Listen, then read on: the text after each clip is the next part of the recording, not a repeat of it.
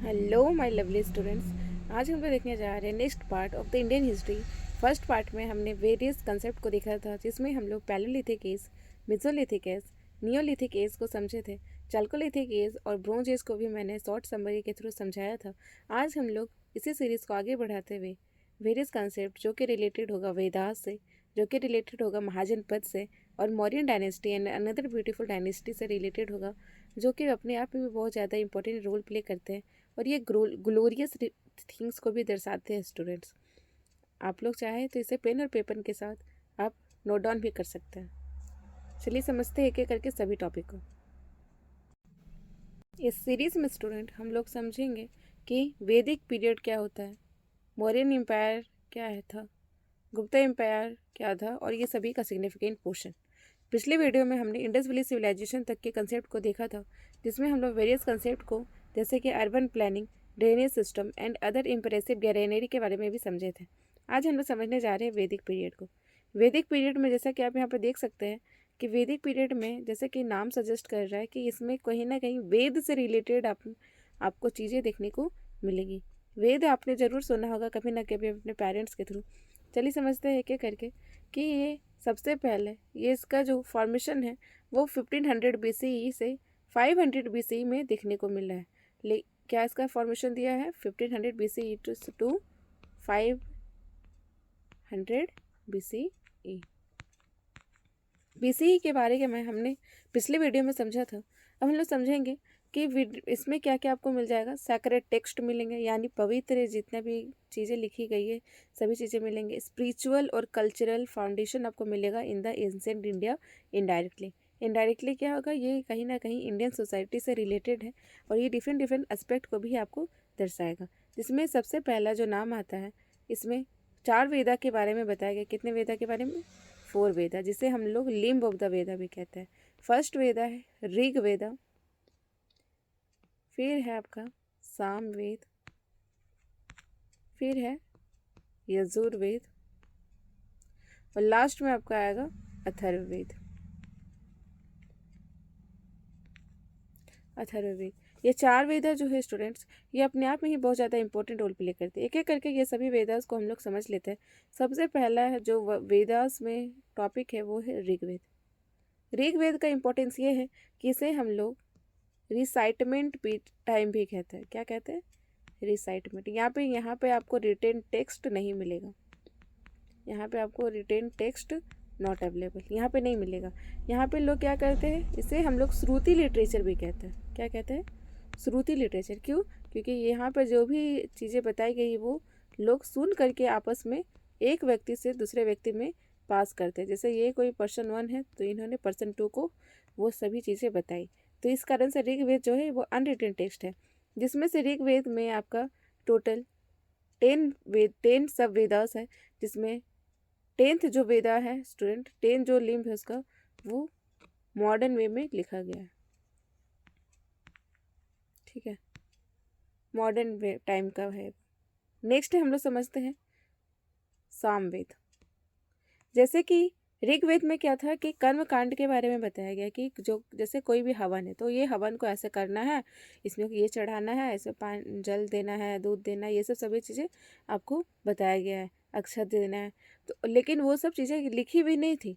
लेकिन सामवेद में क्या था कि चीज़ें जो थी वो लिखी होने के साथ साथ अब उन्हें लिखा हुआ था, लेकिन उसमें क्या था और भी चीज़ें उठ जाती कि इसमें अब जो ब्राह्मण से वो उसे रिसाइट यानी कि बोल बोल करके अब वो एक सॉन्ग की फॉर्म में लिखने लगे थे।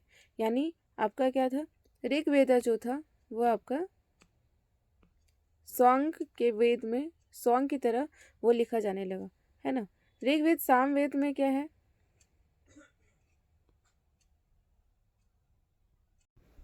जैसे कोई भी मंत्र को कैसे दोहराना है वो किस में बताया गया है, सामवेद में। यानी सामवेद जो है इसमें आपको ऑडियल फॉर्म जो है, ऑडियो फॉर्म वो आपको मिल जाएगा।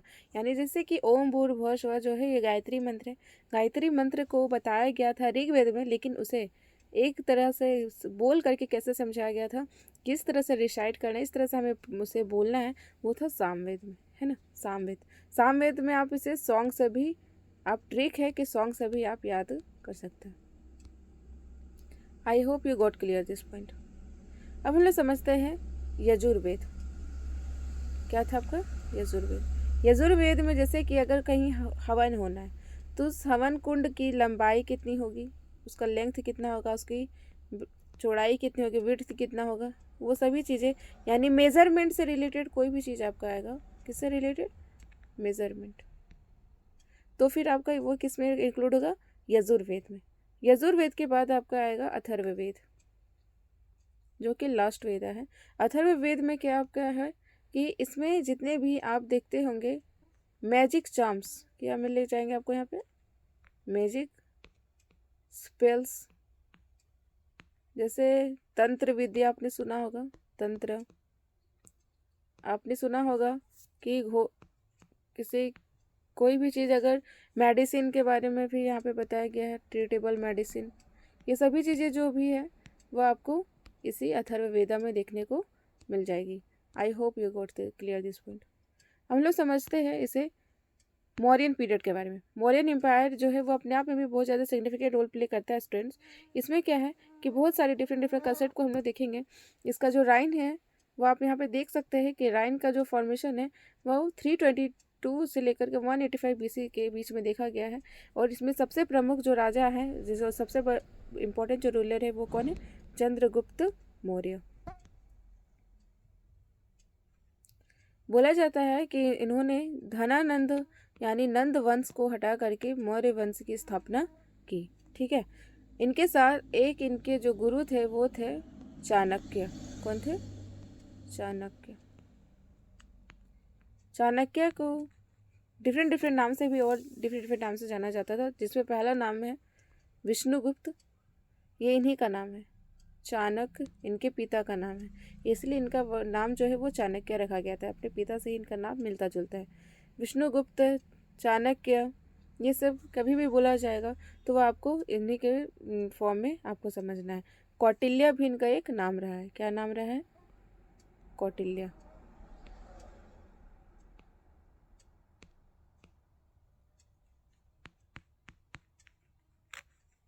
आई hope you got clear this point.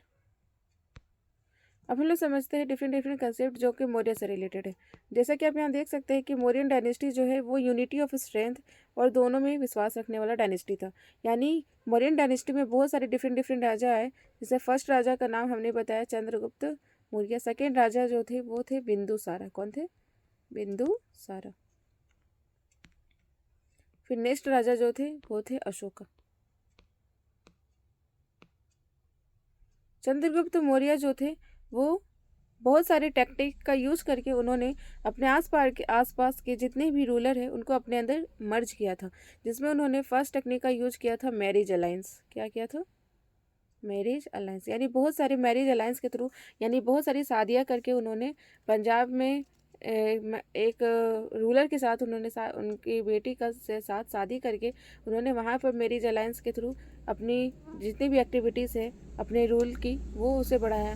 उसके बाद फिर बहुत सारे ऐसे ऐसे जगह का इम्पोर्टेंट जगहों का राजकुमारियों से शादी करके उन्होंने मैरिज अलायंस के थ्रू यानी कि पीसफुल मीन्स से अपनी टेरिटरी का एक्सपेंशन किया। नेक्स्ट में आपका जो है वो था वॉर और एग्रेशन से। वॉर का भी यूज करके चंद्रगुप्त मौर्य ने और अपनी पॉलिटिकल डिप्लोमेसी के थ्रू इन्होंने बहुत सारे जगह को एक्वायर किया। नेक्स्ट जो रूलर थे बिंदुसारा। बिंदुसारा जो थे, इनका बिंदुसारा ऐसा नाम क्यों है समझते हैं। एक बार क्या हुआ था कि चंद्रगुप्त मौर्य जो थे उनके जो बहुत ज़्यादा करीबी थे वो कौन थे? चाणक्य। चाणक्य उनके गुरु माने जाते थे। चाणक्य जो थे वो चंद्रगुप्त मौर्य को इतना स्ट्रांग बनाना चाहते थे कि उन पे जो है विष का भी प्रभाव ना हो। विष यानी बोले तो जहर। क्या होगा? जहर, है ना। तो जहर का भी प्रभाव ना हो, इस कारण से वो क्या करते थे कि उनके खाने में हर दिन थोड़ा थोड़ा जो है थोड़े से एकदम लिटिल अमाउंट में जहर दिया करते थे, जिससे क्या होता था कि उनका जो खाना है उन्हें उनकी बॉडी जो है वो उस जहर के नेगेटिव इफेक्ट को झेलने के में मदद करने लगी और उनका जो बॉडी है वो एंटी बॉडी के रूप से बना और जिसमें जहर का कोई भी प्रभाव देखने को नहीं मिल सकता था। उनका जो खाना था वो हमेशा अलग से ही बनता था, अलग से ही उनका रखा जाता था और उनका खाना कोई नहीं खाता था। मतलब उनकी जैसे होता है ना कि हम लोग फैमिली में मिलके खाते हैं, वैसे नहीं। तो इस कारण से क्या हुआ, एक बार की बात है कि जिस समय चंद्रगुप्त मौर्य की वाइफ जो है यानी उनकी धर्मपत्नी जो है वो जब प्रेग्नेंट थी तो उनके प्रेगनेंसी में जो थे वो बिंदुसारा ही थे। तो बिंदुसारा जैसे ही उन्होंने चंद्रगुप्त मौर्य के थाली में बैठ करके एक निवाला खाया तो वैसे ही उनकी समय के साथ ही मौत हो गई। किसकी? चंद्रगुप्त मौर्य के वाइफ की। चंद्रगुप्त मौर्य की वाइफ की मौत होने से क्या हुआ, उनके बच्चे को निकाला गया और उनसे बिंदुसारा, बिंदुसारा यानी बिंदुसारा का मतलब ही होता है, संस्कृत में बिंदुसारा को बोलते हैं जहर, और बिंदु यानी drops, drop of the poison, drop of the poison, इसलिए इनका नाम ऐसा है, poison. I hope you got clear this point. इसलिए यहाँ पर जो है ये बहुत सारे कंसेप्ट में देखा जाता है। नेक्स्ट जो इम्पोर्टेंट राजा रहे, नेक्स्ट जो इम्पोर्टेंट राजा रहे वो है अशोका। अशोका ने का सबसे फेमस जो पॉलिसी रहा है अशोका की वो है धम्म पॉलिसी। क्या है? धम्म पॉलिसी। धम्म पॉलिसी में क्या था कि इन्होंने बुद्धिज्म को फॉलो ज़्यादातर किया है। किसके? बुद्धिज्म को। चंद्रगुप्त मौर्य ने जो रिलीजन को फॉलो किया था वो था जैनिज्म, और अशोका ने जो फॉलो किया वो क्या है? बुद्धिज्म। ठीक है, तो बुद्धिज्म को फॉलो करते हुए उन्होंने धम्म पॉलिसी को लागू किया, और ऐसा नहीं था कि उन्होंने बुद्धिज़्म को ही पूरी तरीक़े से इंक्लूड कर दिया इसमें, लेकिन बुद्धिज़्म का बहुत सारे कंसेप्ट को उन्होंने लिया। जैसे कि किसी भी हर जगह क्या है? दुख है, लेकिन हर जगह दुखों का कारण क्या है? हमारी डिज़ायर्स, हमारी इच्छाएं। हमारी इच्छाएं को हटाने के लिए हमें 8 फोल्ड पाथ रखना होगा। ये बुद्धिज़्म का कोर कंसेप्ट है। लेकिन मौर्य अशोका का ये धम्म पॉलिसी बिल्कुल ही डिफरेंट है। अशोका के धम्म पॉलिसी में बताया गया है कि हमें क्यों अच्छे से रहना चाहिए, हमें दूसरों के साथ अच्छा व्यवहार करना चाहिए, हमें पेट एनिमल्स के साथ अच्छा व्यवहार करना चाहिए, हमें शराब या इत्यादि का पान नहीं करना चाहिए। ये सभी चीज़ें हमें बताया गया है अशोका के धम्म पॉलिसी में। इसे हम लोग आने वाले कंसेप्ट में और भी डिफरेंट डिफरेंट एस्पेक्ट के साथ समझेंगे स्टूडेंट्स। यहाँ पर आप देख सकते हैं बताया गया कि मौर्य एम्पायर जो है ये पाइवैटल रोल प्ले करता है हिस्ट्री में, कैरेक्टराइज करता है unification of the governance under emperor Ashoka.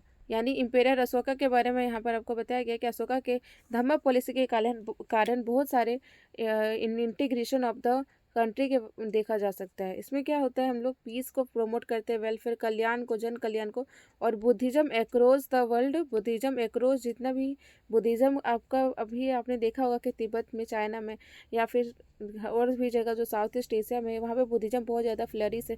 ऐसा इस कारण से है क्योंकि अशोका के टाइम में इन्होंने जो है वो अपने बुद्धिज़्म के पॉलिसी को बहुत सिर्फ अपने देश में नहीं, यानी सिर्फ भारत में नहीं, भारत के बाहर भी कई राज्यों में इसे प्रचार के लिए भेजा था। आई hope you got clear this point.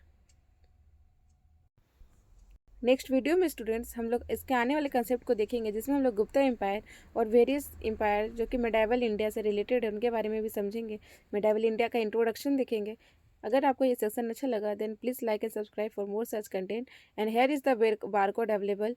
You can now access any videos of my that is previous in nature. आप पिछले वाले सभी वीडियो को, हम लोग मेरे वीडियो को देख सकते हैं और अपने टॉपिक को इंगेज कर सकते हैं। अगर कोई भी क्वेरी है, कोई भी डाउट है, देन प्लीज़ कमेंट सेक्शन में आप लोग इसे बता सकते हैं। I can solve you any query. Thank you.